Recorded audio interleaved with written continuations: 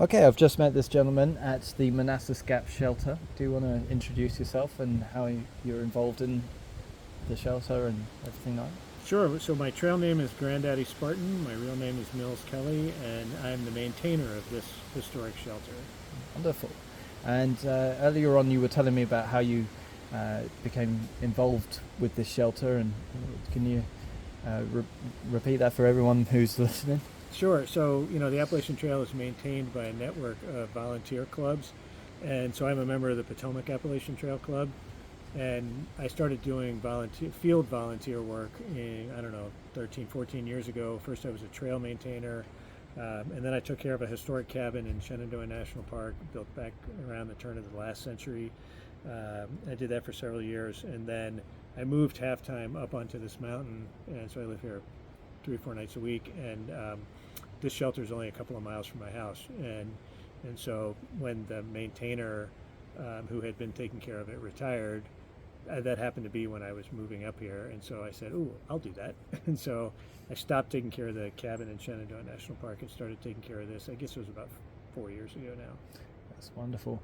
And you were saying this is one of the oldest ones. Can you give us some history? Yeah, this is one of the original shelters along the Appalachian Trail. It was built in the late 1930s by the Civilian Conservation Corps, and the Appalachian Trail clubs started building out all these shelters in the 1930s and 1940s. And so this is one of the surviving original shelters, and it's built out of chestnut logs from the chestnut trees which had died in the chestnut blight in the 1920s, and used to be millions and millions of chestnut trees, and now you just see a few random ones because almost all of them died. Why did they die? What was the... It was a fungus. The New York Botanical Garden brought 2 Chinese chestnut trees to add to their tree collection, and those trees carried a fungus that American chestnut trees were not resistant to. And so the next spring, the chestnut trees in New York City started dying, and within a decade, almost every chestnut tree east of the Mississippi had died. Wow, that's incredible. Hundreds of millions of trees. Not just because somebody thought they brought another species to an environment that it was not adapted to. Yeah. Wow.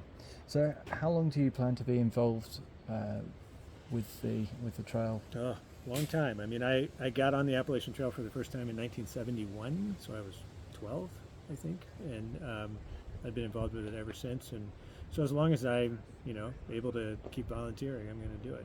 Fantastic. That's wonderful. So it's been a part of my life as long as I can remember. And did you say you thru-hiked it as No, well? I did not, because I have not hiked. I have not thru-hiked. I am a lifetime section hiker. I've hiked a little over 600 miles, and mostly in Virginia, Maryland, West Virginia, sort of this area.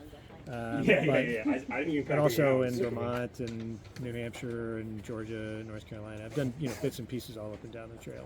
That's fantastic. All right.